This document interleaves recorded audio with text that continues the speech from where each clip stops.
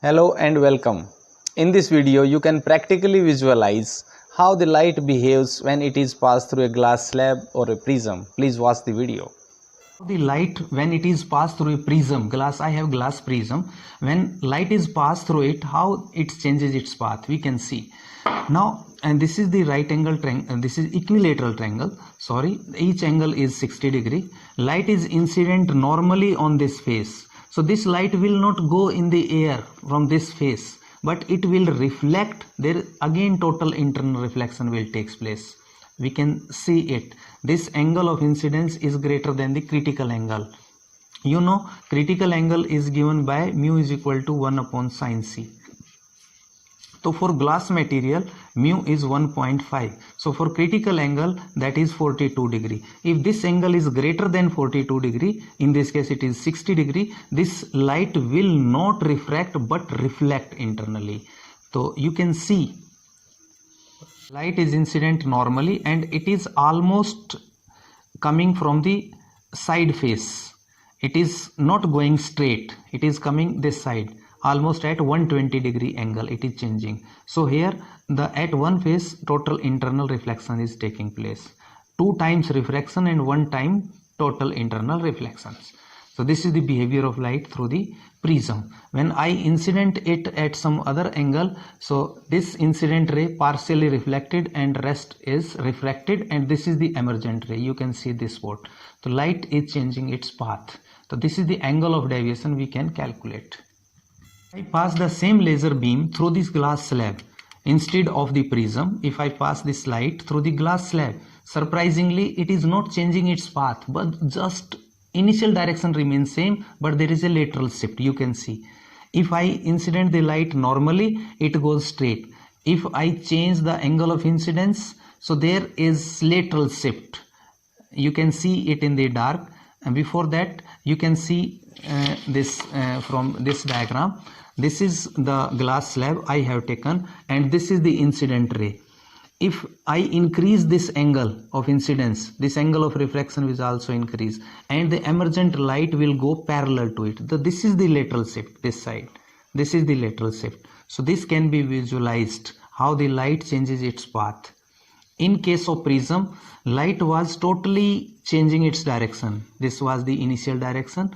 When it is passing through prism, it was changing its path like this. This was the deviation. But in case of glass slab, it is not so. There is just lateral shift. Light is going, emergent light, parallel to the incident ray. You can see it in the dark as well. First, I throw the light normally to the glass slab. Then it is going straight. There is no shift in the direction of light. It is going straight, you can see. But if I change the angle of incidence, so in this case, you can see there is a change in the direction, not initial direction, but just lateral shift sideways. You can see light is partially reflected and refracted. The refracted light, you can see, this is the light. If I incident the light normally, it goes undeviated, and if I change the direction, this angle of incidence, you can see it appears to be changing its path. This is the view.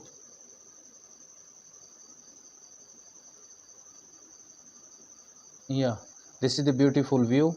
When light is passed through the glass slab at a certain angle, then it does not go straight, but there is a lateral shift. You can see clearly there is a lateral shift. It will go straight if it is incident normally. It is going straight. But if I change the angle of incidence, it is not going straight. You can see part of the light is reflected and rest is refracted. let us see how the light passes through the water. I have taken some water in this container and I have a laser light, and I'm just glowing it up, and you can see light is going straight up from this. When I change the direction of the light, you can see light is slightly bending You can understand how the light changes its path. I have taken these four beams, four rays. This first ray is going straight undeviated. The second ray is going in this direction away from the normal. When it travels from denser to rarer medium, means from water to air, it is changing its path and moving away from the normal. This is the incident ray and this is the refracted ray 2. And now the incident ray 3, this is 3. Angle of incidence I have increased. This is angle of incidence. This is greater than this. Then angle of refraction is also increasing. This is refracted ray going in the air from water, that is 3. Now this is the final beam. If I increase the angle of incidence more, this one, this is the angle of incidence. So this ray is not going into the air from the water, but it is totally reflected back. So this is the total internal reflection. So it depends upon the angle of incidence. So this was the behavior of light when it is passed through this glass tumbler containing the water. In dark. So if I pass the light straight vertically up, you can see this is going straight, undeviated. You can see the top view on the spot is on the roof, and this is going straight up. If I change the direction, just I tilt the incident ray and it is, you can say, slightly changing its path. You can see the spot on the wall and the path of the light through this glass tumbler containing the water. And if I change the angle of incidence greater than the critical angle, you can see there is a total internal reflection of light takes place. The path of the light, you can see there is a total internal reflection. Light is not coming out of the water, but it is internally reflected inside the water. You can see this spot here on the table and beam that is totally reflecting back. So this is total internal reflection of light. This time we will see how the light is obstructed by obstacles. You know, the opaque object casts a shadow when it is in the path of the light.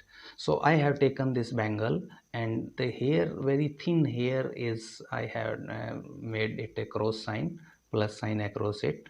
Now let's see how the light behaves when this acts as an obstacle in the path of the light.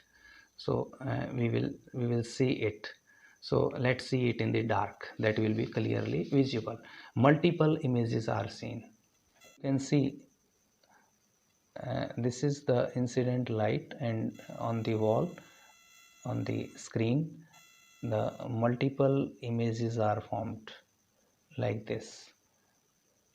Just like a diffraction pattern is observed, light changes its path and it spreads along a vertical line. You can see, if I made this slit vertical, then it becomes horizontal.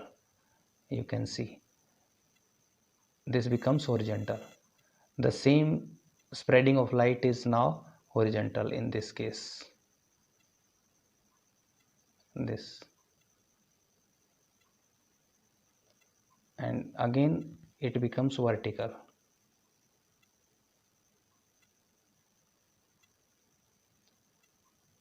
You can see. So the diffraction pattern can be observed. Light is of maximum intensity at the central point and spreading in both sides, and intensity is decreasing. Thank you.